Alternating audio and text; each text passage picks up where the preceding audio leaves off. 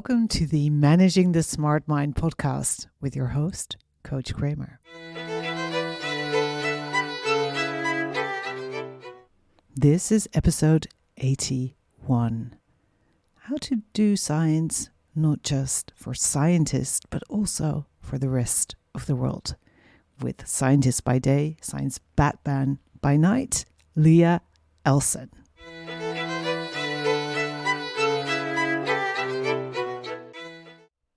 Hello, smart humans. I am so excited to introduce to you this week's podcast guest, Leah Elson.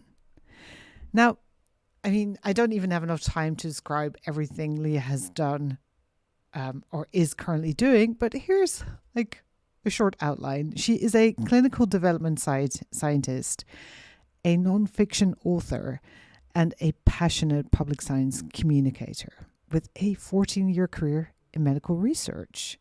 She studied pre-med at Harvard and has graduate degrees in different fields from Johns Hopkins and the Keck School of Medicine at the University of Southern California, and is currently pursuing her doctoral degree in molecular biology. Now, if that wasn't plenty, it is, right?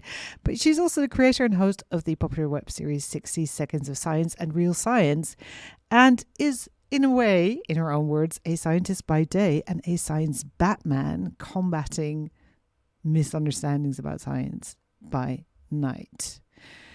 On this episode, we talk about all the things. Her career, the pivots, right? She moved from sports journalism to medical school and then to lots of other things, including illustrating her own book. How she manages to keep things interesting and to do so many things. Her rituals, her, routines, the way she manages her time and all the things she does. And of course, we talk a lot about her new book, which I highly recommend. There are no stupid questions in science. You're going to learn so much from this episode. Of course, you're going to learn more about all the ways you can have fun with a smart mind. And you're also going to learn other useful things like what peripheral nerve repair is, whether honey is bee vomit, and how to be an ally to women in STEM. Enjoy this interview with the amazing Leah Elson.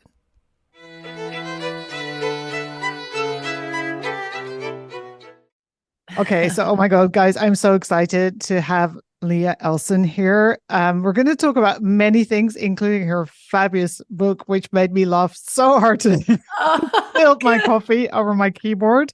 Welcome to the Managing the Smart Mind podcast. Well, thank you so much for having me. I'm delighted to be here. I have some cards here. We talked about this before. You were okay with this. I'm actually just going to draw them and then we're going to see what happens. And I love it. And have some fun. Okay, so card number 1, building things. Building things, because this matters to you, right? I love building things. So we spitball from building things. Yeah. Well, I love working with my hands, and I think that this stems from growing up. I still am to a very large extent, but I was a tomboy, and my dad kind of raised me in the fashion of being a boy. So he taught me how to rebuild cars, and we poured cement slabs in the backyard, and I chopped down trees. So fun. Yeah. I learned carpentry and plumbing and all of these things that served me quite well as an adult. Actually, my car wouldn't start the other day. And my significant other was like, I don't know what to do. I was like, I got this. Don't worry. So good. Got it fired up. And that worked out. And then today, I think that translates into modern day, because I currently help to instruct budding surgeons in microsurgical technique. So that's a lot of sort of handwork and repairing. So I love seeing something that's broken and fixing it. I'm a very, immediate gratification kind of person. So good. Building is like that, right? Yeah. And the reason I sort of wrote this on a card is because I have an agenda. Let's be honest, right? I have this underlying conviction, belief, hypothesis, which we're also going to talk science today. So let's call it a working hypothesis. Let's do it. That humans would be so much better off, or feel so much better, if they actually built more stuff, made more stuff with their hands, right? I think so too. It's funny you mentioned that because even though it doesn't have to do with building, I talk about how important it is to interact with your food. I was talking Yes. about cracking crabs and things like that and using your hands more because we've become so accustomed to soft food that you eat with a fork and you're not building those neuromuscular connections to sort of Interesting. interact with the things that you're eating, and it just kind of becomes rote shoveling at that Yes. point. Yeah. So I love eating like ribs and seafood and things that I can actually pull apart and utilize. I feel like that's so good for you. Oh, that is so interesting. That is so okay. So now my brain is like completely thinking about all the food I love that I actually touch, right? Also like sourdough bread, which has this really Oh yeah. rough, this sort of rough texture, and you're like, and inside it's really soft and sort of And you get to squeezy. kind of pull it apart when you Yes. eat and dunk it and stuff. It's the Yes. best. It's There's the so much best. more joy in like having the sensory experience. And Absolutely. I think smart humans can sometimes get really caught up in their heads and sort of forget about the external world. And then if you actually build things or make things, whether it's bake a bread or like you used to build rockets. I mean, like talk about that. Yeah. Building little dual phase rocket engines in my bathroom and Yeah, torching of course. torching things. And I noticed that you're a Lego enthusiast. Is this Yes, correct? 100%. Oh my God. So you will be devastated to hear this. So I spent a really long time as a child building a Lego pirate ship. It was in one of Mhm. those sort of Excellent. prefab, and it was took a very long time. And I was walking it down the stairs to show my dad, and I tripped, and it fell, and it shattered into all of its micro components. I mean, it took me weeks to get this thing built. So that was I my feel this devastating. pain so intensely. I mean, it'd be like my roller coaster crashing. Oh my Yeah, that took gosh. me three Yeah. days. So yeah. You get it. You get Yep, it. I totally get it. Okay, next card is magic. Do Ooh. you believe in it? Because you're a scientist. What is magic to you? I believe in the mechanics of the sleight of hand, sure. So magicians. I believe in magicians' work. I've seen some pretty impressive magicians in my time. But magic, I mean, here's the thing. Everything is magic until we find a basis in science to explain it, right? So for the longest time, 100%. gravity was magic, the sun was magic, everything was magic until we become advanced enough in our understanding and our observations to unpack what that is. So science is like magic, but it's real. It's real. Interesting. And now I'm thinking, with science, my brain's like, what science destroys magic? That's like glass half full and glass half empty. But I love this way of looking at it. And scientists are, we appreciate the whimsy, right? Yeah. So much that we want to unpack the cause of the whimsy. So I think that there are still things that out there that are magical to scientists, right? Like dark matter. what Yes. is what is dark matter? That's magic to us right now. We don't know what it is, but Yeah. we can observe what it does. And so I think that to a certain extent we're sort of like the I would call it, scientists are like the people that you watch a movie with and they're experts in that field, and so they will be like, oh well, that's not accurate.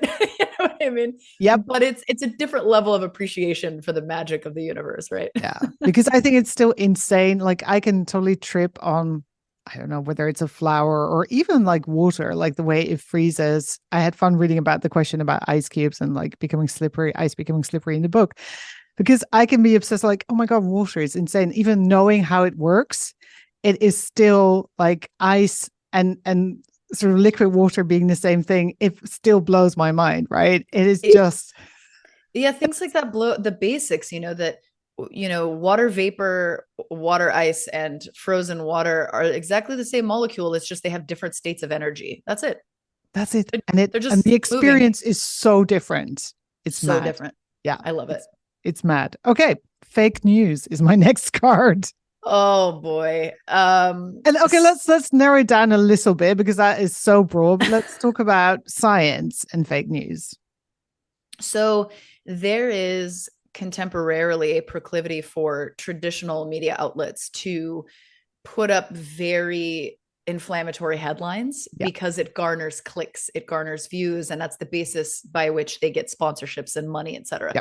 So a really good recent example of this is news syndicates were saying scientists are animating zombie viruses that have What? been yeah, that have been exposed from melting permafrost in Russia. And of course, I went and looked at the Oh, I looked at the comments and everybody's like, science, please don't do this. So I actually made a video and I was like, okay, it's an inflammatory headline, but this is yeah. what they mean by zombie viruses, right? So it's just this interesting, it's completely false if you're thinking that it's a virus that causes zombieism or something, but Yes. they're using this very God. interesting hit word. They could have said, oh, they just reanimated frozen virus, but no, they chose the term zombie. And it wasn't only one syndicate, everyone used the word zombie. It was crazy. Like CNN, MSNBC, everybody was using the word zombie, and it went up on Twitter like wildfire. Oh my God. And And now half the population is like, oh my God, the zombie apocalypse is even yeah, closer. everybody's like, I barely made it through COVID. I can't do a zombie I apocalypse now. cannot. Okay, how, I mean, do you deal with this and how should science sort of deal with this? Because it's a dynamic, right? I love that you're explaining it's all about economics. It is not people being willfully or maybe like ignorant. It's just people thinking, okay, I need to, get the eyeballs. This is how the game works. So why don't we just write zombie virus? Yeah, great idea, right? Like, oh my God, that's going to go viral. Oh my God, yeah. So knowing that this is sort of the playing field, what can you even do as a scientist to You counteract know, this? what I've done is liaise with the public for the last 6 years. So, Yeah. Tell you us a know, bit more about that because, the listeners may not be aware of everything you've done over the past 6 years. sure. So I am a scientist by day and a public science communicator by night, which is a way less exciting sort of Batman, I would say. So I'm a crime fighter in the world of science. Mm, so Um, good. and my job is to essentially, I would call it demystify the sciences for the public. So I allow people that follow me to dictate what it is that they want to learn. Do they want to learn about dark matter? Do they want to learn about zombie viruses? And then I explain to them in a very rapidly, easy to digest way, what are the basic underpinnings to help them understand the concepts, and it can be anything from what is cancer to are viruses living organisms. We've covered a whole Yeah. spectrum of Do you things. need pubic hair? Right. Do you need pubic hair? Yeah. Yeah. and 100%. it's it's been great to help sort of combat that pseudoscience that you see in the news. And so what can we do to combat that? I always challenge my colleagues is to get out there and liaise with the public. And Yeah. if the public doesn't understand a concept and they want to try to volley against science, that's not the public's problem. That's our problem for not explaining it. We're the experts, and so we need to make it clear for those who are confused, right? Right. So So you're I saying communicate better, sell it better, basically. sell it better. Yeah. It's science is sexy. It can be boring, but 100%. science is incredibly sexy and it's very cool. And we are literally discovering new things about the human body, about space, about the oceans every single day. There's something About the new brain. published about the human brain, I mean, the last final great frontier. frontier. Yes. Yep. Totally. Exactly. Yeah. And it's our job to, a lot of that gets sort of swept under the rug for, celebrity news and entertainment. And so it's our job to bring science back into the limelight. In the 60s, the United States the public at large was gripped by science, right? We were in the space race, Yeah. and we were trying to put somebody on the moon and launch rockets into space. And an entire country rallied behind its scientists, and we lost touch with that. And so it's our job to sort of rekindle that spark and that fire. Make science sexy again, basically. Exactly. And that's what Exactly. you're doing, I guess. That's what I'm trying By to night. do. By night, I'm Science Batman, just trying to trying to do this So good. Do every you day. sometimes despair? I mean, do you sometimes think, oh my God, I can't believe I have to explain this again, or I can't believe these reactions? You know, I've been very lucky. I get some people that come to my page and they're like, this isn't real. And they're drinking from the Yeah. tinfoil hat Yeah. conspiracy theory cup. But I use that as sort of a way to educate, because I see these people, they mean well. They just want the best for themselves and their Yes. families, and they go down these rabbit holes. So my job is not to be adversarial. My job Yeah. is just to help Not to educate. polarize. Yeah. Exactly. And I blame my colleagues a lot because scientists have a propensity to turn their back on the public. And I think that's absolutely the wrong approach. It's our job to sort of wrap our arms around the public and bring them back into the fold. And there's an easy way to do that and a non-combative way to do that. And, I despair because I see the volume of misinformation, and Yeah. it's sort of like you're screaming in a crowded auditorium, as a scientist, N equals one. But, the people that do follow me, they keep me going, because I get messages from people all the time that say, hey, just so you know, I failed all of my science courses in high school, but I love science now, and I seek out scientific articles to read because of your content. And, So good. if it touches one person, then it's made my job worthwhile. 100%. Oh, I love that. And I mean, we can't like quote unquote save everyone. That shouldn't even be our intention, right? It's just sort of people who are open to learning something new, right? And Exactly. curious. They are the people who are in a position where they can actually even take it in rather than saying, you're a scientist, you're mad. Exactly. Oh. I am Okay, a little mad though. yeah, fair enough. Interestingly, the next card is, what is your biggest frustration? Oh boy. You can have two if you want. Sure. My biggest, well, so I will do one for my 9 to 5 job in the Right. sciences, then we can do one for the Batman job here, Science Yeah. Batman. This is the first time I've ever coined Science Batman, by the way. So I totally keep it. So I good. love it. I love it. So one of my biggest frustrations is the continued increasing inaccessibility of scientific research for the public and for Mm. scientists as well. So peer-reviewed literature, it used to be open access for everybody. You would publish an article and you would pick up one of those issues and you would read through. And now, you're seeing more and more of these peer-reviewed publications are not only charging to have access to the data that exists, but charging exorbitant amounts. So it'll be like $50 to view one peer-reviewed Yes, one publication. article. And I Okay, think hang that, on. Full disclosure, I spent, I think, half a year working for Elsevier Science way back when, building oh, databases, right? These are the evil people, by the way. Like I was going to say, the listen, this monopolists. interview is over. Yeah, we can't talk anymore. We You can't. know, no, but this is exactly the problem. These people sort of put this ring around science saying you only have access if you can pay a shit ton of money, which is, Yes. if you work for an institution that then subscribes for literally, I mean, it's like thousands of dollars or euros to subscribe to this peer-reviewed magazine. And I know in maths, people try to break that and they have their own service where they publish their own stuff. But still, it's insane, right? That you would want to pursue science this way and set it up this way. It doesn't make sense. It's tough, and it's not even hindering the public's accessibility, which is that's a problem in and of itself. But yeah, the beauty of science is it's a grand repository wherein all the information builds on itself. And if I, as a scientist, don't have access to the predicate data, how am I supposed to build on what I'm doing? exactly. I mean, and then you have people like in Tokyo inventing the same thing as people in Holland, the same thing inventing people in Oxford, right? Stanford. Precisely. Yeah. And then you don't know, and you go to a conference and you see people on podium and you're like, I've been doing that for the last 3 years. Yeah. I had no idea. So I that think is such a like incredible waste of so many things, like resources. Oh my gosh, human resource. Humans. Yep. Yep. And I do think that the real success of the species at large, if we're sort of looking holistically, philosophically, is going to be true sort of I would say communalism of IP and a world coming together to solve massive problems, right? Like climate change, and what do we do if there's an asteroid that's headed for Earth? Like, how do we get off planet? This requires the mind power of an international team of folks. And so truncating it out and sort of separating everybody, I think, is an awful idea, not how science works.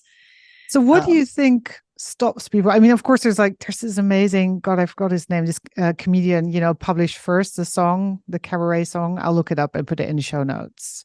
Please do. He was a mathematician at Harvard, and he also hilariously funny, but basically it was about publishing first, right? And the danger if you publish too soon, people, the idea is, will steal your results and then get to the next thing faster, et cetera, et cetera. Isn't that why?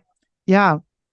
Holding off on data. That's so interesting. And I don't know that it's, if you look back through the course of discovery, has it always been this way? Because I feel like, you hear about Einstein, like, for instance, Albert Einstein wrote to Marie Curie, and he wrote to all of these different scientists around the world, handwritten letters sharing what What he he'd had been up learned, to. asking for insight, weighing in on what they were doing. And I feel like decades ago it was a bit more communal, but maybe because I don't know, there was less at stake, right? I mean, scientists Yes. weren't rock stars, they weren't making a ton of money, they weren't, selling Well, and IP. I also So think Einstein didn't need to fund a lab. exactly. Yeah. Yeah, exactly. Yeah. So I think it's gotten worse and it keeps getting worse. I feel like things I used to have access to, I no longer do, and things are archived and you Interesting. can, pay to see Wow. archived things. Okay. I thought it was actually getting better, but you're saying it's getting worse. I feel like it's getting worse. Yeah. And the prices are going up as well, which may be contingent and with inflation, but I'm like, this seems really expensive for Okay. a So single anybody article. listening, if you want to solve this problem and create a kind of creative commons for science, Please do. get to That it, that's a please. it's a huge problem. I'm happy to help start staff Yeah. meetings for this, Maybe guys. we need to like start a think tank because this sounds so like it's hard, but it's not something we can't solve, right? That's insane. Of course. And Yeah. and because you worked for Elsevier, that there's a lot of really high impact journals under that umbrella. And so obviously it's a weird sort of fine line where you're like, well, I know that my research is important, so I want to submit it to a high impact Yeah. location where everybody can see it. But then again, if you're charging and no one can see it, it doesn't really make a lot of sense. Yeah. It's a So snake eating its own tail, it basically. is. Yeah. It is. 100%. Okay. So what is the other frustration? The other frustration, I would say, is probably, I would say, if we can circle back to, pseudoscience and the proliferation thereof. And one of my biggest frustrations is that when people have a public platform, there is sort of this perceived amount of expertise, right? Yeah. Or people throwing around the term doctor, right? Sometimes I Oh see my God. people that are like, Don't get me started. yeah, they're like, Chiropractors. Yeah. they're like, oh, my name's Dr. Johnson. I'm going to tell you why Yeah. vaccines cause autism. And I'll go and say, okay, Dr. Johnson, what you got? And I'm like, you're a doctor in, Mesopotamian basket weaving. Like, what do you Yeah. mean? Like, that doesn't. And so the public takes those credentials very seriously, right? Yeah. And so there's this perceived expertise. And I think that the spread of pseudoscience, it is unfortunate now because everyone has a platform, and so that's very Yeah. frustrating to see that. And I've actually made a couple of videos, sort of, I wouldn't say lambasting, but I would say professionally trying to educate the public on the fact that, hey, there is a physician who is saying, the COVID vaccine caused all these problems. And I published this research and that shows you why. So I went back and looked at this research, and it's really just an op-ed. He didn't do any sort of study. Research. Yeah, he published something about, like viral issues and epidemiology in a for pay for publish journal about insulin sensitivity, and the journal had only been around for like a year. And so I made an entire video about it, and I actually tweeted at him and I was like, it just seems weird that if this is such an impactful finding, like Cell Bio or something wouldn't take it. And, you have this offshore Right. for profit journal. And he didn't really have a lot to say about that, but he garnered all of this media attention. And I mean, he was interviewed on CNN. And so he's Oh my God. rallying He millions of went totally people. mainstream. Yeah. And he rallied millions of people. And, I was like, that frustrates me very much. And I told people, I'm like, if you see this kind of thing happening and you're seeing these dubious, but really an op-ed, Yeah. there's no methodology, there's nothing. He's writing an opinion article. And I'm like, the guy is probably selling something at some point. Yeah. Like if you look back deep enough. 100%. So that is one of my biggest frustrations is Yeah. people throwing around credentials for their time in the spotlight. Really, I think a lot of I think a part of the problem is also journalists, right? Not being critical enough or savvy enough to like spot these, snake yes, oil salesmen and truly. start questioning them and say, but okay, hang on, where did you get your PhD and what is it in? Right, And, like right. doing a little research. Or, what are your disclosure statements? You know what I mean? Yeah, Like you're rallying against something, but do you have a vested interest in an alternative? You know what I mean? So exactly. Yeah. Yeah. I totally get that. Um, and sort of thinking about that, being frustrated, do you actually use that frustration then to kind of fuel you into doing what you do? Or is it more like, I got so mad? Absolutely. I mean, I see content like that. I mean, that I made an entire sort of hey, let's do a real science on how you identify good research. And I Oh, so utilized, good. I'll yeah, have to drop a link to that. sure, yeah. And I utilized that guy's, I saw his interview and I think somebody had sent it to me and they were like, hey, what do you think about this? And I looked at it and I was in my kitchen and I was just like, this is really bad. Like, let me look at his research. And I was like, oh my gosh, he's saying all this based on an op-ed. And so I used that as I was like, you know what, I'm going to make content about this. I have to. And so oftentimes I use it to sort of drive. Most of the time I let the public choose what they want to hear, but sometimes I steer the boat and I'm like, you Yeah, you need to just hear get this. so mad. You have to Mm-hmm. say it. Yeah. And I love that. And I think a lot of smart people tend to be quite frustrated about many things, right? And it's so good if you can actually use that as fuel rather than as, just anger sitting there stewing in it, Of not helping course. anyone, especially not your health. Yeah, so good. Okay, so I mean, it's quite obvious that you keep your life super varied, interesting. Um, you do so many things. We're going to talk about a couple of them later on, but can you sort of sketch what your day looks like Sure. So and your night? and my night, my crime Yes. fighting at night. So, I have sort of a 9 to 5, and sometimes that includes traveling and lecturing, or sometimes it just includes data crunching, normal scientist stuff. Yeah, And I will either wake up and work out because I do believe I have do so many cerebral things during the day and at night that I do need a physical outlet. So I will go yep. work out and start my day, work through what that is. I conduct research in peripheral nerve repair. So I will do that through the course of the day. And then at Okay, night, okay. I'm just going to interrupt you there. Can you just explain? I mean, I think I know what peripheral nerve repair is, but not everybody probably does. So, of course. So we work in a space wherein if somebody, let's say, has a traumatic accident, heaven forbid, or they have an oncologic resection wherein tissue needs to be removed, mhm, oftentimes nerves in the extremities or in the trunk, anything outside of sort of the brain stem and or the spinal cord and the brain, right. everything, all the other nerves outside of that are peripheral nerves, right? Yeah, And so if one of those peripheral nerves gets damaged, you're doing one of two things. You are either inhibiting the sensation to wherever that nerve is sort of directing itself, or motor functionality, or both. mhm, mhm, And so our job is if somebody has a trauma and they lose, say, function in their hands, or they have chronic compression like tarsal tunnel or carpal tunnel syndrome, and yep. it's excruciating. Our job is to sort of go in there, sort of identify these patients, and then help apply intraoperative technologies to get these nerves to regrow, to stop misfiring, and to either restore sensation or motor function, or both. And Amazing. so that is Love my sphere. science. Love It's science. really Science is cool. awesome. I'm telling you, science is sexy.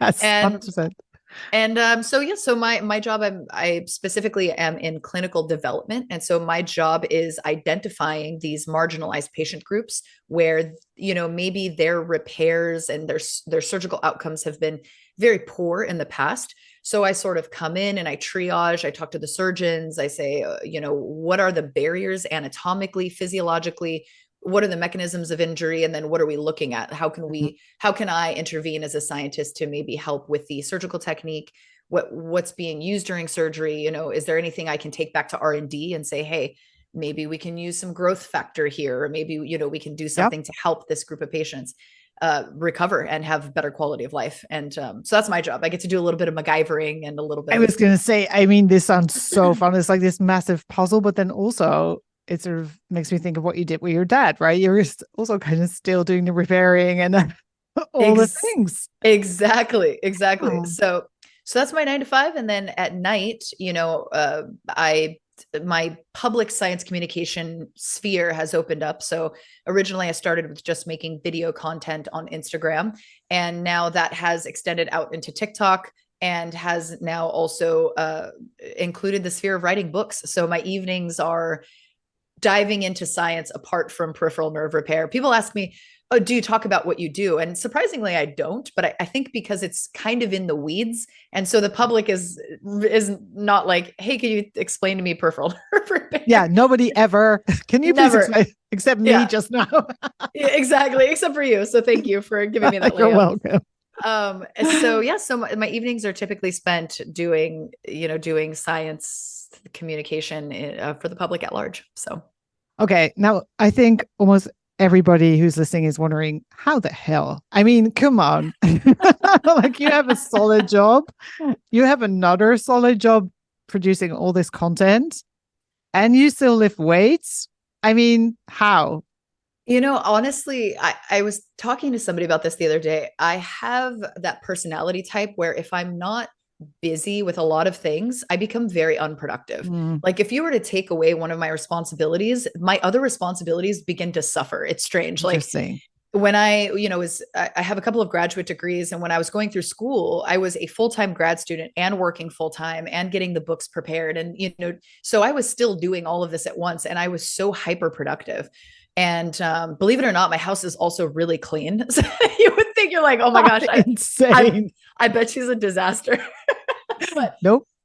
I'm just very busy, and I think it's a pathologic desire to just do all the things. I want to learn all the things and do the things, and that's just my personality type. I don't have a lot of idle time, but I love it and I thrive on it, and I try Exactly very. right. It looks like it really energizes you instead of burning you out, which is what happens for some people who try to do all the things. Absolutely. And Yeah, I would be remiss if I said there weren't days where I'm like, I just need to lay on the couch today. I'm so cognitively burned out or what have you. But I try to keep a steady cadence. And I think it comes down to what does your self-actualization look like? For me, I always said I wanted to effect the most positive change for human beings that I could possibly. And so I am doing that in my 9 to 5. I'm doing that in sort of my auxiliary career as a public science communicator, in just the hope that when I shuffle off this mortal coil, I would have made an impact in some capacity. And so so, good. so it's good. I love what I do, which makes it easy.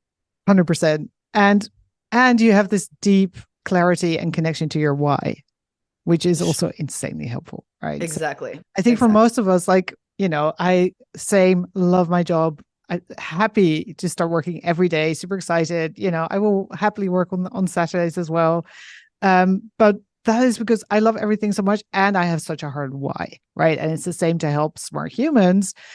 And whenever I feel kind of like, God, do I really have to check another podcast transcript for mistakes? Seriously, people? The most Right. boring thing ever. I'm like, yeah, but I get to help people, right? So let's just do it and Of on to course. the next thing. Yeah. Of course. Yeah, I totally understand that. I think if I were to be doing anything else, I would be burned out. You know what I mean? But it's the Right. excitement that keeps you going. So I love that you're saying that because I think a lot of people, and I speak with a lot of burnt out smart humans, are burnt out because they are maybe not doing enough that energizes them.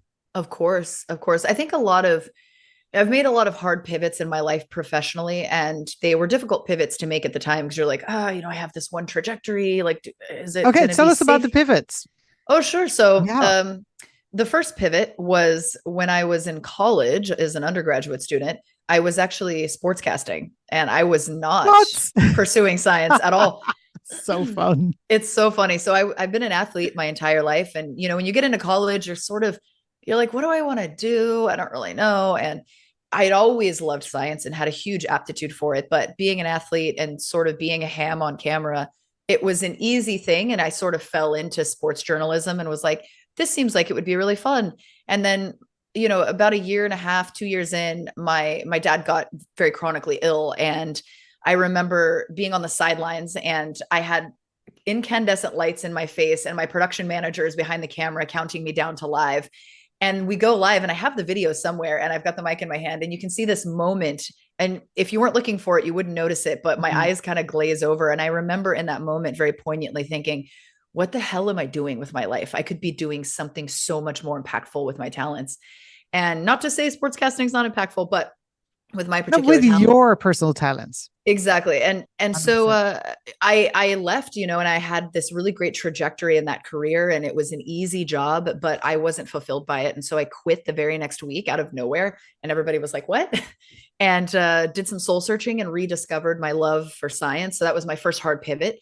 And then I actually went through a significant proportion of medical school because I thought, I'm going to use my scientific aptitude to treat patients in actual like patient care. Right. Heal And people. yeah, to Yeah. actually heal people in medicine. And I went through it. And again, like, my dad sort of with the chronic health conditions came back up.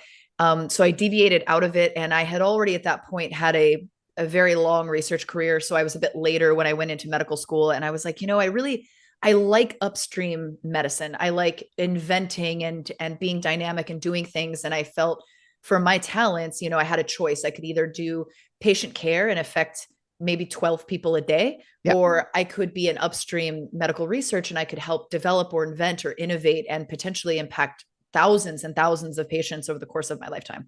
So in that capacity, I was like, and I don't have to take call at 4 a.m. Great. Okay. I'm going to, so that was Winning. my second hard pivot. But I look back and I think if I had stayed in either one of those, I probably would be burnt out, definitely. Yeah.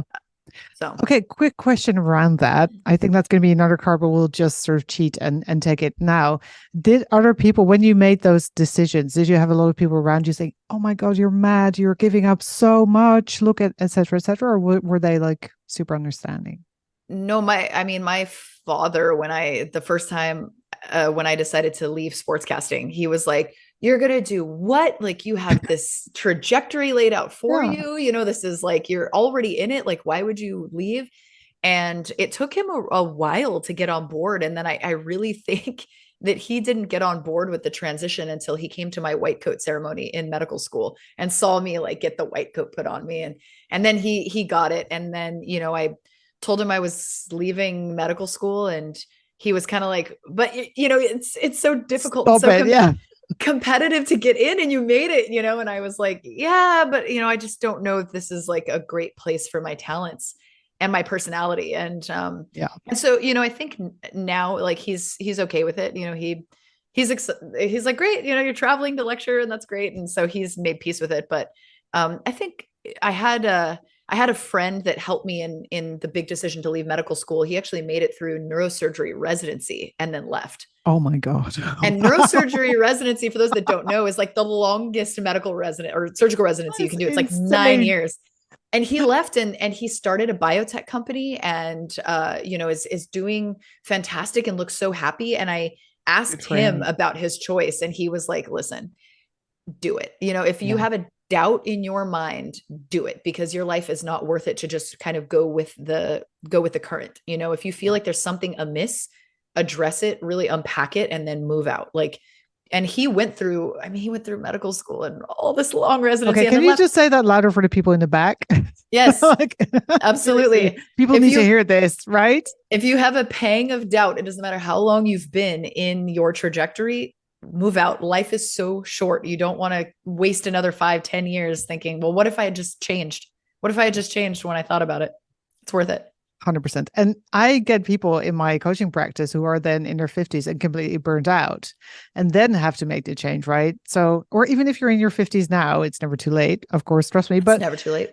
when you have that feeling, it's so much better to listen to it, even though your brain, your rational mind is like, but you're throwing all those years away. And I love this example of like, someone almost like becoming a neurosurgeon and say, yeah, by the way, thanks. No. Thanks.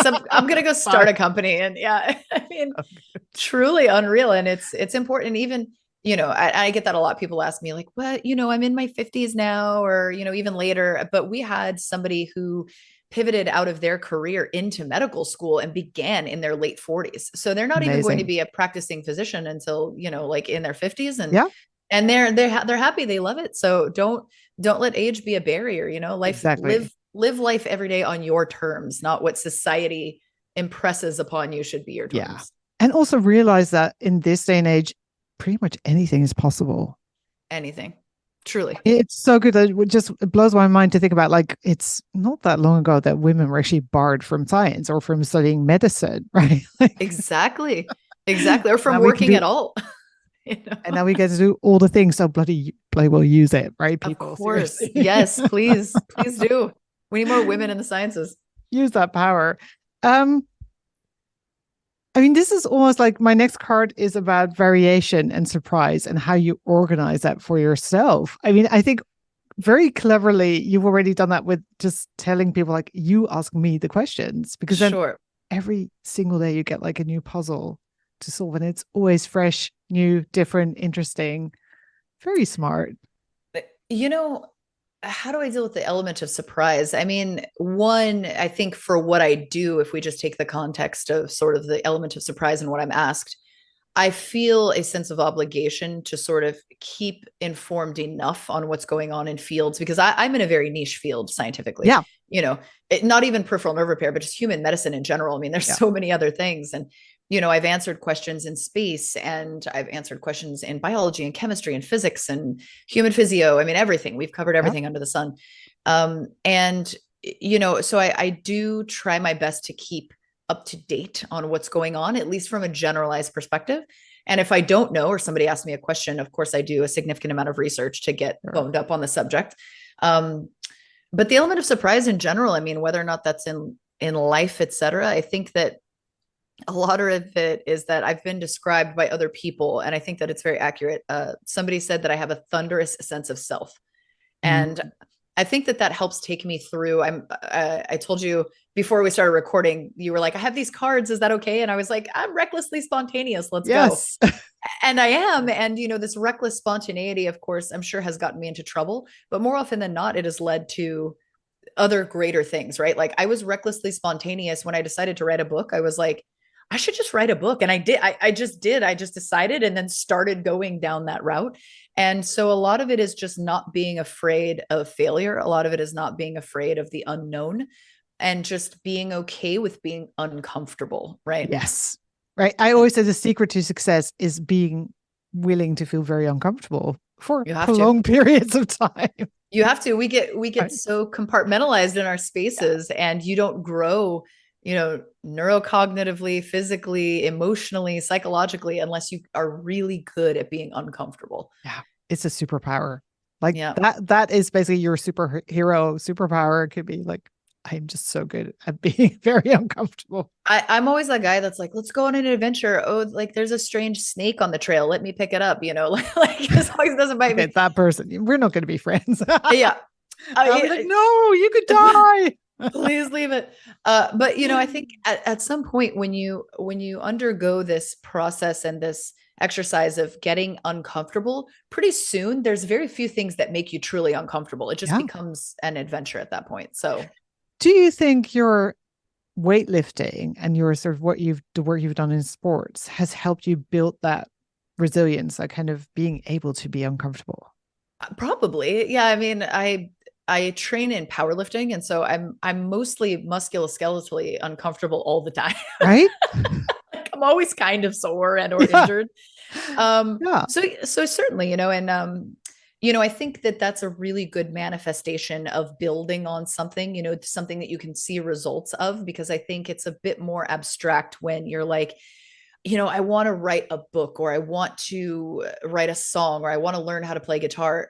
The steps in that process are a bit abstract. They're kind of nebulous. You're like, well, I start here and then there's something that ends up happening further on down the line.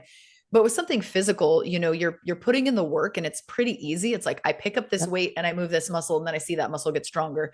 So you Exactly. see the growth process and maybe that's a good sort of subconscious way to be like, hey, little steps culminate eventually in very big tremendous changes. So Yeah, I think it's a beautiful feedback loop you're creating for your nervous system, basically saying, yeah, we're uncomfortable, but look, hey. hey, look at these biceps though.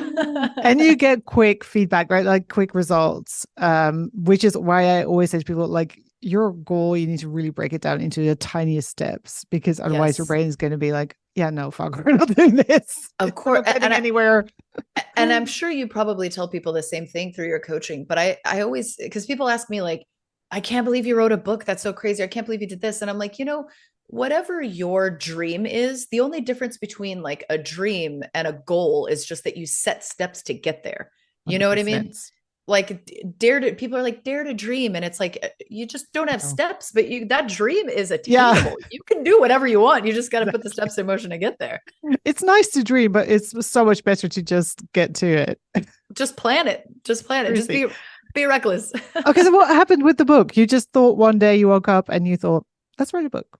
Literally, I was driving to work Okay. and I was thinking about all the questions because I have a repository of questions that have been asked of me, right? Because as a content creator, it's nice to be able to pull from that when Yeah. you know, don't have any good suggestions or you've got a slow week or something.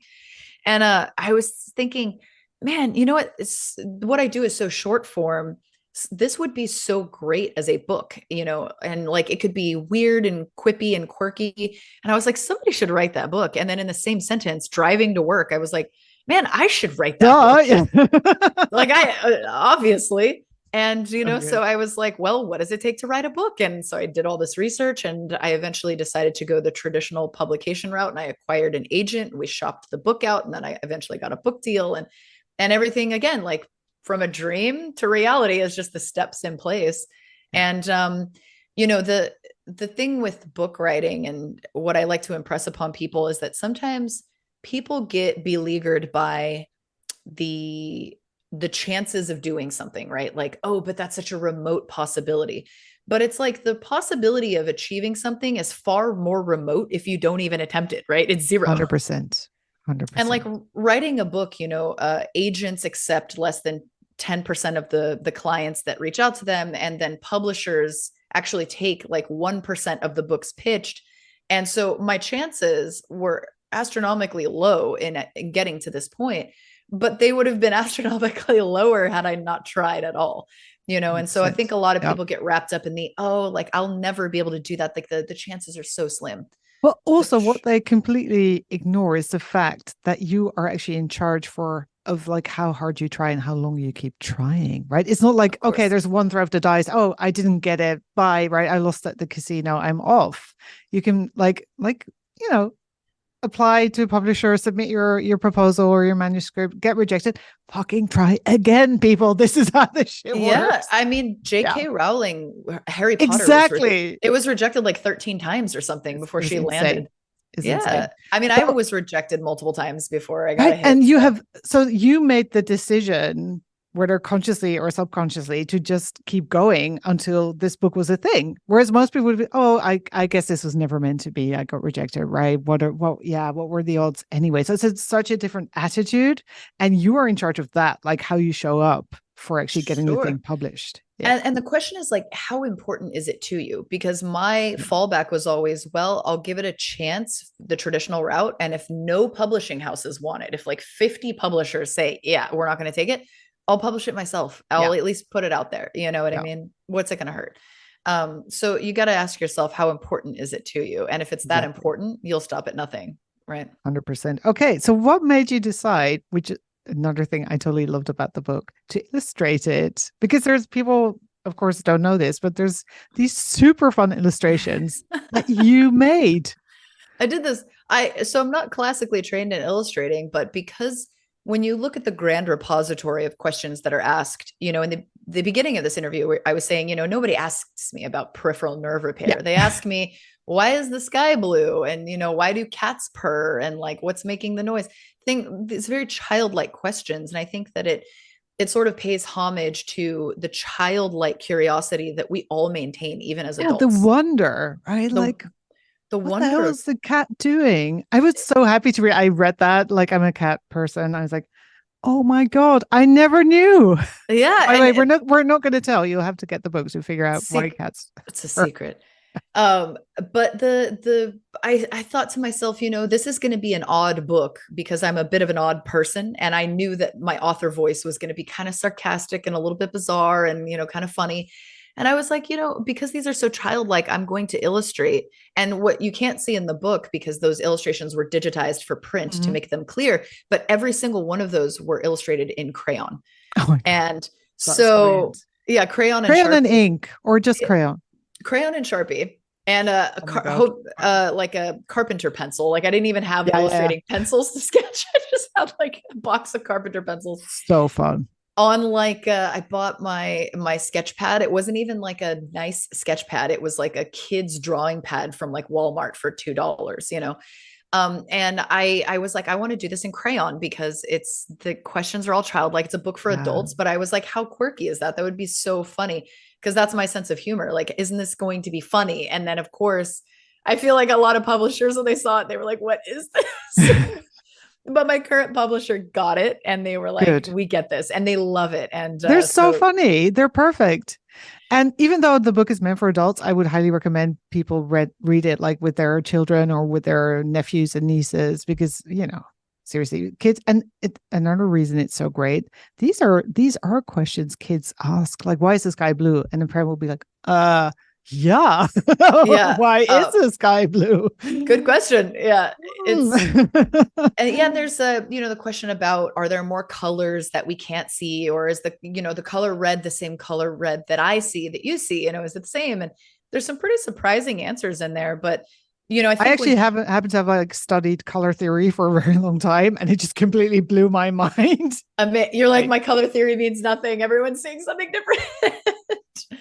Yeah, totally.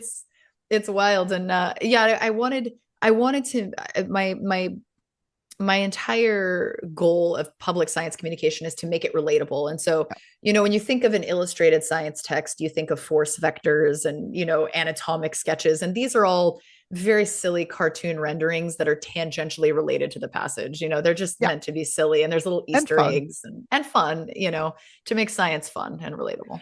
Okay, so what I really want to emphasize something here, that maybe like you may not even notice, but you just thought, hey, this would be super fun to do. And then apparently there were no like gremlins or whatever you want to call them in your head that said, oh, but you're not a professional illustrator, right? Like, or you can't do this. Nobody's going to want to publish it. Yeah. So how did this sort of play out? You just went and did it. I just went and did it. I So good. you know the very first passage that I illustrated and I tried my hand at was why is it when I push on my eyes I see little Yeah. flecks and flashes of color, right? Yes. By the That way, is was there anybody who has not done this? everybody's done this. Right? Like Listen, you dripping. pushing on your eyes or rubbing your eyes and you're like, what are all these colors that I'm Yeah. seeing? That was the very first passage I illustrated and I was like, you know what, I'll give it a shot. And I drew it out and I was like, I think it's cool. I'm satisfied with it. And at the end of the day, like I said, if it ultimately transpired that I would publish it on my own, like, yeah, I wanted my own illustrations in there. I wanted it to be by my own hand and my own creativity. And a lot of it is because again, I'm so cerebral through the course of my day. I try to find outlets that are more creative and Again, right? artistic. Like touching Yeah, and things. Yeah. tactile. And so I'd never, of course, through the course of drawing, I mean, that was obviously the most stressful part because there's 103 illustrations in Yeah. there and It's a not being lot of work. a lot of work and not being a classically trained artist. I mean, that was definitely the most nerve wracking part. And there were, sitting there and being like, well, what do I want to represent this passage? You know what I mean? Like, Yeah, there's kind of a, conceptualizing, right? What is the point that I'm making? And then how does that translate into visual, which actually is very hard for people. it was difficult, like there was a passage on like does singing to plants actually help them grow, and I chose a cactus plugging his ears listening to somebody annoyingly singing, and so a lot of it was just how do I want to represent this in a sketch, one that it communicates what I'm saying but also it's easy enough for me to draw because I don't have Right? the luxury of spending 2 weeks on a single drawing. I mean, I got to knock out multiple drawings in an afternoon if I can. Yeah. So yeah, a lot of it was just again reckless spontaneity and having a thunderous sense of self and being like, you know what, people are not coming to me because they want a book on artistry, they're coming to Yeah. me because they want scientific explanation, so that takes some of the pressure off as well. Okay. This is another thing I just want to emphasize, right? People get so carried away, like they make what they are building or creating as if it is like the one thing in the world and everybody's looking at them and judging them, etc., etc. And just sort of keeping some context and sort of seeing it in the whole perspective of all the things can and be super helpful. and keeping in mind that you are your own harshest critic, and Oh, this yeah. goes for anything that you do, artistry or otherwise. I mean, some of the greatest artists of all time thought that they were abjectly terrible, Yeah. and And so you will always nitpick, but I think some of it is also surrounding yourself with a small core group that you know will tell you the truth, but is also unfailingly supportive. You know, people are 100%. like, keep going, you got this. They're like, that is a ridiculous illustration. I love it, you know, and it gives you a little bit more confidence to hear it from the outside world as well. So you have that kind of group around you, people who cheer you on and who won't say like, "You what? You want to do Why would what?" she get that? Yeah, you know, I the Yes. first person I called, he actually he lives in Switzerland and he is a scientist who also writes and he does a lot of like science fiction writing. So Oh, of course I was like, his name's Gareth Worthington, and I was like, I called him and I was like, Gareth, I made him call me from Switzerland. I don't know what time it was when he called me, but I was at work and I was like, listen. And I was pacing around the parking lot of the hospital. And I was like, got this really great idea. I want to write a science book. I want to illustrate it in crayon. What do you think? And it's such an oddball thing to hear, especially when you're in Switzerland. It's probably super late at night. And he was the first person to field the idea. And he was like, I think it's great. I think you should do it. That sounds like a fantastic idea. And so knowing who you can go to, you know, help support that is ah, so the hell important. yeah, people, basically, Yeah, who aren't going to, exactly. yeah. Yeah, you need a Exactly. team of those. I love that idea. Just build a team and it doesn't matter where they live. They can be all over the globe.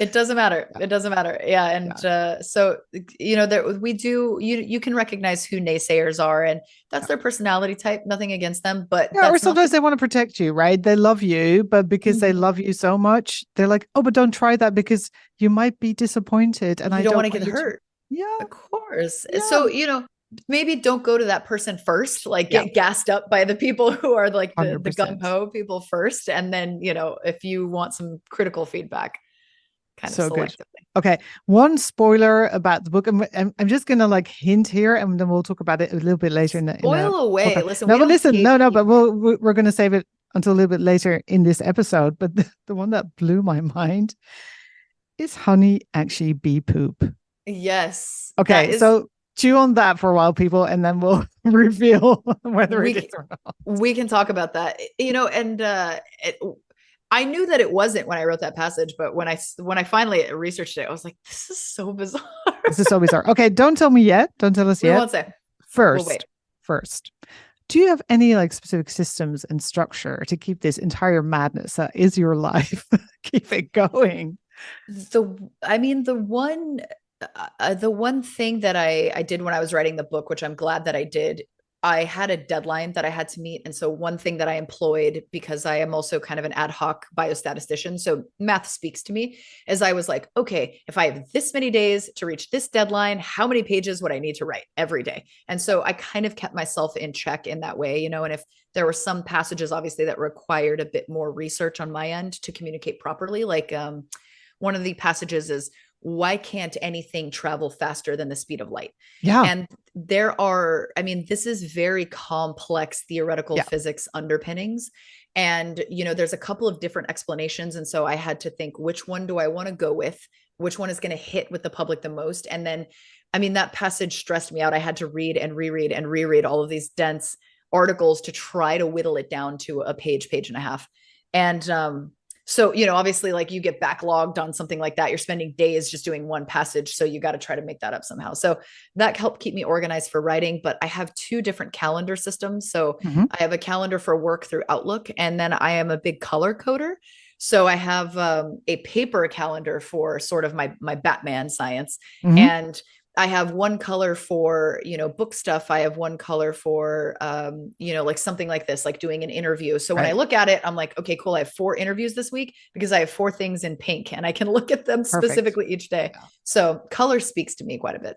I love that. That's super smart as well. And just it's a very fast way of getting an overview rather than having to look at everything, right, one by one, and then sort of decide, oh yeah, it looks like I'm doing 5 of these. It would Right. burn my eye if I looked at just pencil or pen on a calendar and it was all the same color. It would fry my brain. But if I Same. can see, like, hey, I have like like I have personal, right? So that's like doctor's appointments and stuff. I'm like, great. So this day I have something in yellow in the middle of the day, and then I have an interview at night in pink. Great, I know what I'm doing. So, Love it.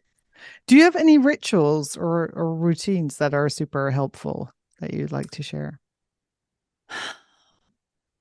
you know, I would say my physical activity is highly ritualized, right? I kind of do the same thing. I go in, I warm up, and I have like a very ritualistic stretching regimen. Hmm. And it's the same movements in the same order for the same amount of time before I start working out. And I feel like that's helpful. Like it gets my body moving. And I do feel that just having that physical activity as a ritual in my day helps to break up, like I keep saying, the cortical aspect of what I'm doing and the cerebral Yeah. aspect. Yeah. So that is a big ritual. But insofar as I always wake up and I drink caffeine. I wake up, wash my face. I brush my teeth about 18 times a day. I have like a toothbrushing thing. So I'm always flossing and brushing. So I got to wake up, brush my teeth right as I wake up, drink caffeine, probably brush again, and then get through my day. Wow. Okay, my next card is school. How was School. it? And how, like, I would also love to hear your opinion, maybe another frustration, maybe not, on how schools should change. Sure. School for me, I coasted through much of my, I would say up through all of my college. I retain information very, very well. And so a lot of my report cards early on, especially in like middle school, elementary school, they would always say the same thing. It would say brilliant student, wonderful student, super smart, talks way too much. I was always the kid in the back of the class, making kids laugh, cutting up, doing silly things because I wasn't being challenged. Yeah. And a lot of that is just sort of the cookie cutter education system, right? So I would blaze through everything I needed to do, and then I would create problems with my excess energy and my excess time. Like one time, and this was in high school, actually, I'm embarrassed to say, I was in a college level, I believe it was like trigonometry class or something Mhm. like that. And I somebody threw a paper airplane at me and it sort of coasted onto my desk, and it was an especially hot day and we had a big sort of rotating fan in the room. And so my teacher, she was up at the board and she was writing things. Her back was to the class. And I looked at the person who threw it and I stood up and I threw the paper airplane back. And that rotating fan happened to catch the wings of the plane. And that plane did a hard 90-degree deviation from the person that I intended it to hit and actually stuck in the back of my teacher's hair. And she turned around and ripped it out of her hair. And she was livid. And she was like, who did this? And the entire class pointed at me. And I was like, oh my Oh, God. thanks, guys. So I had all of this excess energy. And, I wasn't a bad kid. I just was not challenged. And then No. school for me then pivoted when I was in medical school because that load of studying is unlike anything I have ever experienced in my life. When I went Yeah. in, I was a little bit cocky about it. And I was like, I've worked full time through the course of most of my career as a student, and I was a full time student. So, like, time management, what is that? But I tell you, like, my first week, I got a packet for anatomy lab and it was probably 2 to 3 inches thick. And they were like, all right, great. You're going to be tested on this. And I was like, oh, okay, cool. Like I've got this packet for the semester. And they were like, you'll be tested in 2 weeks. And I was like, oh my God. And I also had 7 other courses with a similar course load, like exams every 2 weeks. And so I actually had to learn how to study Yeah. in the throes of medical school because I never had to study in the past. I would review things very quickly. I have sort of a photographic memory, and I was like, it would be fine. I would get A's, A's, A's.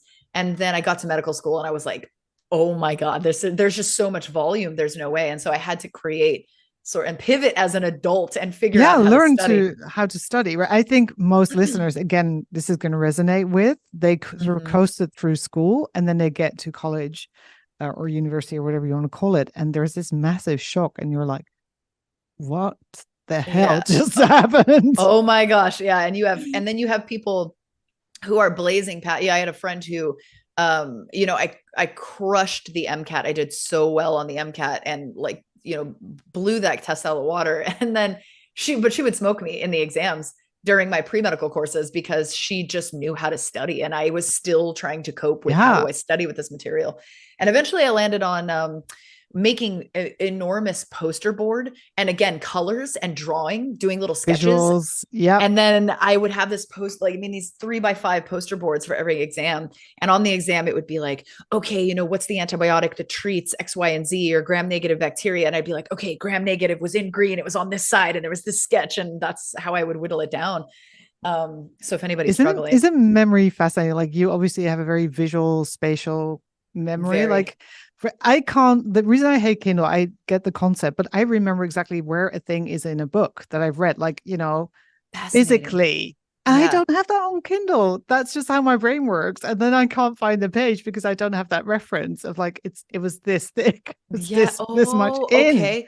Okay. Yeah. So that's actually, a bunch of my classmates, I struggled with, everybody had an iPad for taking exams, and a lot of our course materials were given to us via PDF.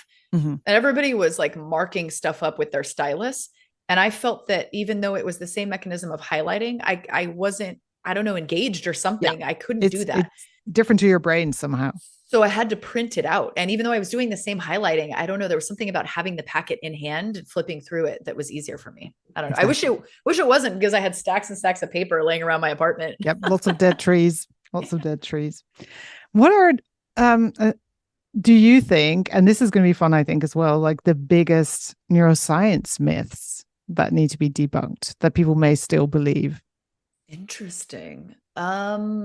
I mean, I have one. If you're not going to come with that one, I'll take it. But hit me with yours. I'm interested to hear. Right and left brain. Oh my gosh, yeah. I know, but listen, still. Yeah, there's people that are like, I'm very right-brained, and I'm like, no, you're not. You're not. That's not a thing. You've got activity unless the rest everywhere. Is gone, right? Right. Unless you've had like a lobotomy, you're working with all of it. Yeah. Another one is you only use 10% of your brain at a time, or whatever that figure is. That's funny to hear. I'm like, that's actually not true. I think a lot of people still believe that.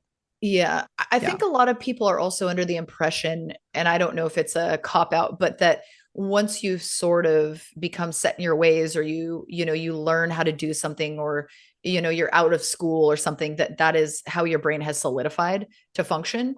And neuroplasticity, people. Exactly. And I'm like, no, you can. And I talk a lot about the virtue of being, again, physical and also, intellectual, because I'm like, you can do something like, say, trail run, where you're not running on pavement. You're sort of responding to your environment, and it's building these new neuromuscular connections and challenging your body like this, especially as we age. It helps stave off dementia, so it's, I was just going to say that, like, there is scientific support that stuff like this staves us dementia. Yeah. Neuroplasticity. It's like, where it comes from is people saying, oh, you can't teach an old dog new tricks. And I'm like, you can absolutely teach an old dog new tricks. And it will get much older if you do.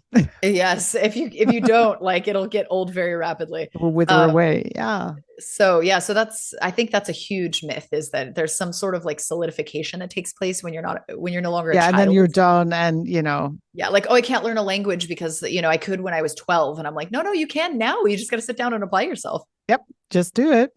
Yeah, Same exactly. thing.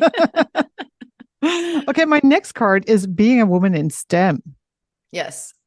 Do we need to talk about that?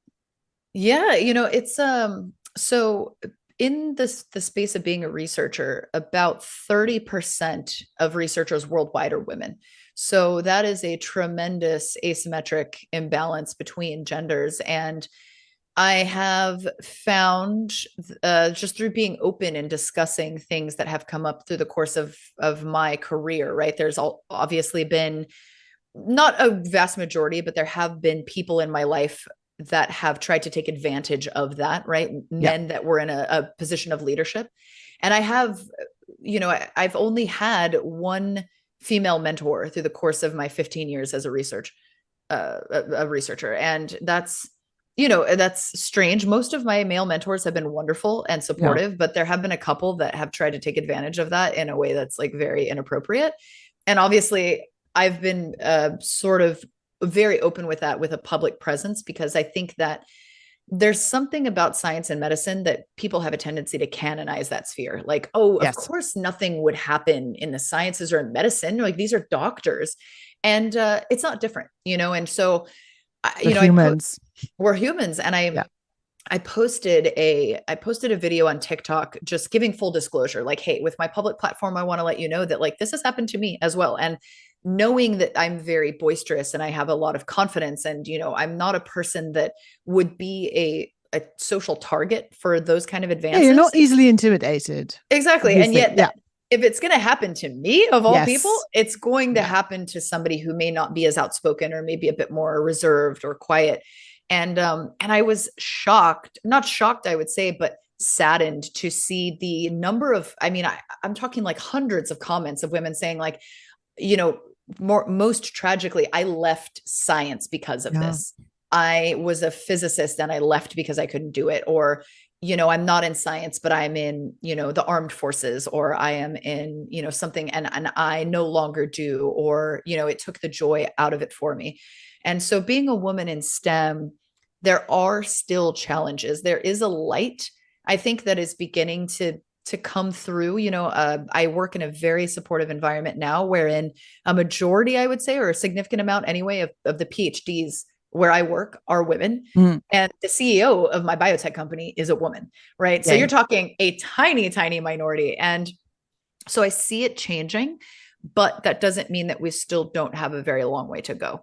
And I think a big step is full disclosure, right? And letting everybody know that, hey, like these fields are not canonized. This is still something that's pervasive, and that it's okay to come forward and talk about it and be open, because a lot of men have come forward, luckily, through the course of that and said, I didn't know this was happening to my female colleagues in science. What can I do? And I keep So telling what them can this. they do? I say the same thing. I say, if you see it, make your colleagues accountable. There are men even if there's not a woman in the room and they say something inappropriate or they try to talk down about a female colleague, one, nip it in the bud, be like, bro, that's not cool. Yeah. Or two, when you're in a room of male colleagues, male leadership, and even if the woman is not there, laud her capabilities to your male colleagues. Be like, she crushed this project. I've had amazing champions. Like one of my mentors who I love really dearly right now, he could not be more of a champion for me. And that has done wonders for me, I'm sure, in my current role, and just wonders for, non-gender discrimination as well. Yeah. You know what I mean? Love it. So I think those are two things. Yeah. Guys, take notice and take Be action. Allies. Yes. Also, Be allies. Thank you. Thank you. Thank you also on behalf of my daughter, who's going to be in STEM probably. So, Wonderful. Yep. I'm really hoping that, and that's the thing I always said. I said, I don't want to pass the buck for the generations that come after me. I'm not going to say, it's okay. You know what I mean? I'm not going to speak up. I actually reported some pretty egregious things, not because I couldn't handle it, but I said, I want this on record, not because I want you guys to do something, but because if it comes up again, I don't want them to think it's an isolated incident. Exactly. And it could be someone way more vulnerable, right? Who then doesn't have to convince everybody because there's already like this little mark. Exactly. Yeah. Exactly. Love that you did that. Okay, my next card, interestingly, is community. Community, yeah. I think that I am a huge proponent for community in anywhere. I think it's so important. The internet is a beautiful place because it has opened us up to be able to communicate with people all over the world, right? Case in point, our awesome interview today. Yeah. But it has also siloed us a bit. Yeah. And so, we as human beings, we evolved in our capacity as these very, for all intents and purposes, very frail apes in the beginning. We were like one of the most frail of that offshoot, right? Of these ancestors, little hairless, kind of feeble things. But we did so well and we thrived, I think, because of our community and because everybody worked together and our sharing of resources and our sharing of knowledge. That you can trace sort of archaeologically, just even like the exchanging of early technology over the course and how some of those technologies spread like wildfire around the world. And so a sense of community has helped us evolve to a higher order species, but it also, helps just stave off issues that come with the human condition. You know what I mean? These like foreboding sense of existentialism, or if you think you're going through something alone, you're not, you know what I mean?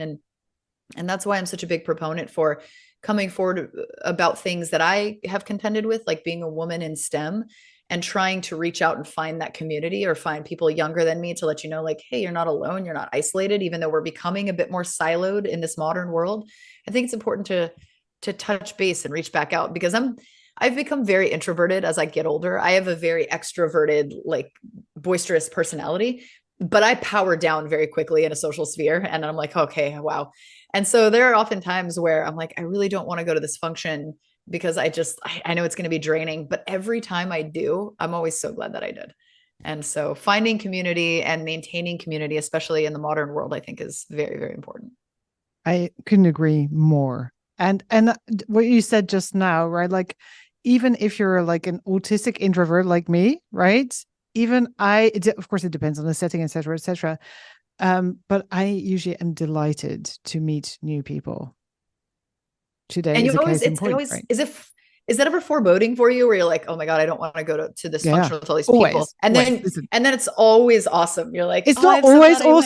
awesome. It depends on like the level of True. noise and stuff, right? And sometimes you're True. like, oh my God, but I don't go to these events anymore. That's the beauty of like aging and just becoming super powerful. You can say no to a lot of things. You just don't need to go anymore. Exactly. I love Exactly. that. So I'm very discerning about what I say yes to. And then, of course, you're like, oh my God, I'm so happy I had this conversation or I met this person. They Right. blew my mind about this one thing that I had no idea even existed or that they're building. So inspiring. Yeah, 100%. Right. Yeah, I love 100%. it. Okay, tell us about the bees. It's time for the bees. Be time. Are Okay, you guys, ready, people? are you ready? So the question that was submitted to me was, is honey actually bee poop? And I say in the passage that you'll be delighted to know it's not bee poop. However, honey is bee puke.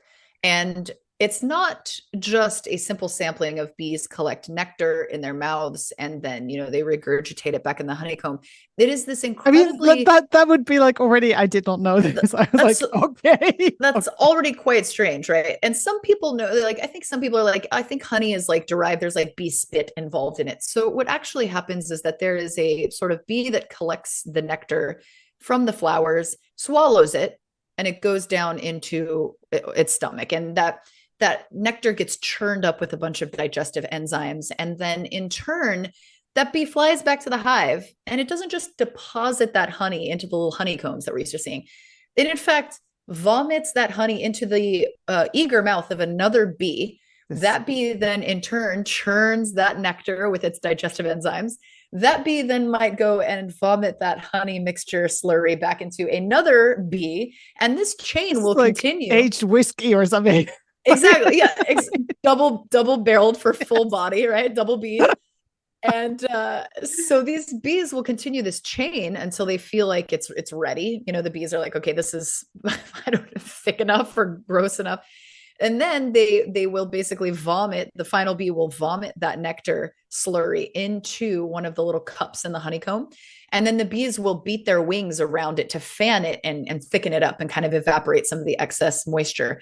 And then you spread that delicious chain of vomit all over your toast in the morning. And that's what that's Insane. what it I mean, is. did you know this before you researched it? I Did you learn? knew I knew that honey was that it was vomit of some kind. Like I knew that it was something that had been ingested and then spit back up, but I didn't know that there was like a sequence of Like a vomiting whole in. chain of There was a whole chain of vomit and then like an evaporation event with bee wings. I had no clue. And the I was level of organization. I mean, it's mind blowing. It's of so organization insane. and like depravity. I was like, I don't know Totally. what this is, Totally. but I was fascinated to learn that. So much of the book was a delight because I got to learn a lot of factoids that I didn't previously know. 100%. So, people, I mean, this is just one example of why you want to read this book. It's so One fun. one of the 103 Yes. strange examples of how weird the world is around you. Totally check it out. So, where can people find it? Has it come out yet? The book comes out on June 27th. Mm-hmm. So we are very close at the time of this recording. And you can find the book, honestly, pretty much anywhere books are sold. We're on Amazon. We're in the UK. We're in different Perfect. parts of Eastern Europe. We're everywhere worldwide. And so you can also find it on indie bookstores. I've seen a lot of things in the Oh, UK, et good. cetera, cropping up. Yep. I Perfect. love an indie bookstore. So we're a Same. worldwide release on the 27th. I also was the narrator for the audiobook version. So Oh, we will perfect. be on Audible, we're on Google Play, we'll be on all of the syndicates for audiobook as well and ebook. So if you've got a Kindle, even though we just talked about how much we hate No, but Kindle, some people can deal with Kindles. And some people love seriously, it. I really recommend this book as a gift to your very, very curious and probably very bright cousins, right? Like all the small kids who just keep asking questions, they're also going to love this book. It's a very interesting coffee table piece too, if you want something to entertain guests. 100%. So fun. All right. I have one final question I love to ask. And this is actually about other people. Is there a person or maybe even two that you feel deserves that, first of all, they inspire you and you feel they deserve way more attention than they're currently getting? Oh wow, that's a really, really good question. Somebody that deserves more attention. I mean, specific people. I think that, you know, just in general, as a class of humans, a lot of people don't know this, but I'm not sure if it might be the case in the UK as well, but in the United States, we are currently experiencing this tremendous physician shortage. The last I looked, we had a physician shortage of like 90,000 physicians, this massive hole. And the same goes for auxiliary healthcare workers. And the world at large, because of like the baby boomer population, post World War II, all of that generation is getting old very rapidly. And so there is this tremendous strain on medical systems for most of the world worldwide. And, obviously with this continued issue with chronic conditions, et cetera. And so I think healthcare workers in general are under a tremendous amount of pressure. And I think we take for granted what that's like. These are people that dedicate their lives to public service. They suffer, their families suffer, their interpersonal relationships suffer. I have a lot of colleagues in the sphere that I'm in, because I am in upstream medical research, that call me, sort of talking just through, marital problems and things where they're like, Yeah. I just don't know what to do. I can't connect to my spouse. I can't connect to my children. And these people sacrifice all of this and all of the best parts of life to be able to treat human beings. And so I think in general, healthcare workers deserve a lot of love and a lot of support as the years go on, because they are expected to see more and more and more and more patients on a given day and spend less and less and less and less time at home. And they're doing it because it was something they were passionate about. And I'm seeing, speaking of burnout, tons Yeah. and tons of 100%. burnout. Yeah. The rate, unfortunately, of suicide among healthcare professionals is skyrocketing, and it's something that nobody really talks about. That is So I super sad. Yeah, Yeah. so I would, if I were going to highlight a group that I think needs some spotlight, it would be not only physicians but auxiliary healthcare ancillary workers as well, nurses, physicians assistants, medical Yeah. techs, surgical techs, everybody involved are all overworked. Show your doctors some appreciation, people. And it's the Please, same all please over do. Europe, right? 100%. Like, Yeah, they have like 10 minutes to see a person and do all the things. And then another person comes in. And of course, it's impossible.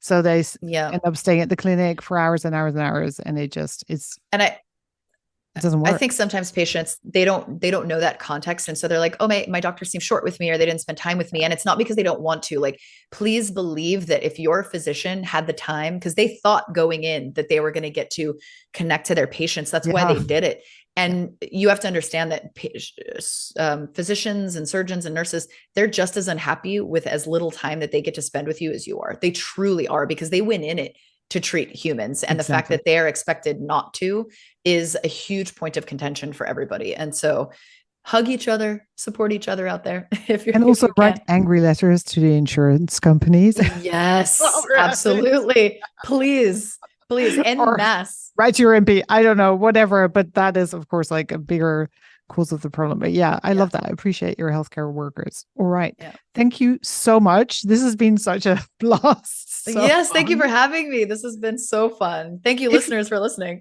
if you ever do a European book signing tour, let us know, right? I And we'll I would love to. I would love to. I've got a that's a little plug for Blackstone if you're listening. yeah, Please make this happen. My publisher.